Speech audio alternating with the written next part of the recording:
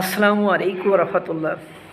Donald Trump ভারতকে বাগে নিয়ে আসার জন্য ভেনেজুয়েলার আপনার মাদুরোকে তুলে নিয়ে গিয়েছে। কথাটা কেমন লাগে না?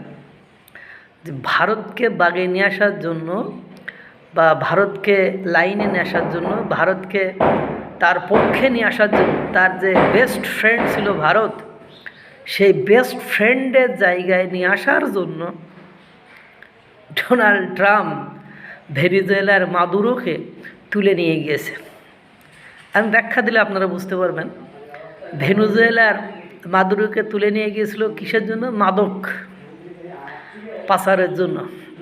কোর্টে টোটে তুললো, পরে দেখেন ওখান থেকে মাদুরোকে বিচার করে ছেড়ে দেওয়ার পরে যখন ফিরে আসলো, তারপরে দেখেন ভেনেজুয়েলার তেল কোম্পানিগুলো একেবারে মার্কিন যুক্তরাষ্ট্রের কোম্পানিরা দখল করে নিয়েছে। অর্থাৎ ভেনেজুয়েলার ওই তেলই হলো আপনার ডোনাল্ড ট্রাম্পের মূল লক্ষ্য। মাদুরোকে ছেড়ে দেওয়ার পরে তারা সেখানে গেল, যে সেই তেল তারা সেখান থেকে তেলের সেই সকল কোম্পানিগুলো, মার্কিন যুক্তরাষ্ট্রের যে নামি দামি কোম্পানিগুলো, তারা সেখান থেকে তেলের মালিকানা বা তেলের অধিকার তাদের কাছ থেকে নিয়ে নিল। এখন সেই তেল তারা বিভিন্ন দেশে আপনার পাঠাবে। কারণ আপনারা জানেন যে ভারতকে ডোনাল্ড ট্রাম্পের খুবই দরকার, এবং ভারতকে বাগানে আসার জন্য ডোনাল্ড ট্রাম্প ক্ষমতায় আসার পর থেকে শুল্ক একের পর এক আরোপ করে যাচ্ছে, একের পর এক থ্রেট দিয়ে যাচ্ছে। প্রথমে 25, তারপর 50, তারপরে আপনার এখন আবার 500% ভয়ও দেখাচ্ছে।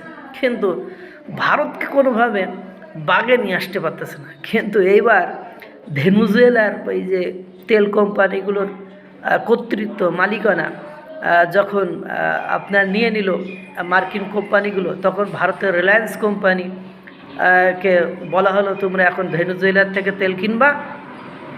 ভারতের কোম্পানিগুলো, রিলায়েন্স কোম্পানি সহ আরও বেশ কিছু কোম্পানি মার্কিন যুক্তরাষ্ট্রের ওই প্রস্তাব অ্যাকসেপ্ট করেছে যে তোমরা রাশিয়া থেকে তেল কেনা বাদ দাও, দিয়ে এখান থেকে তেল কেনো।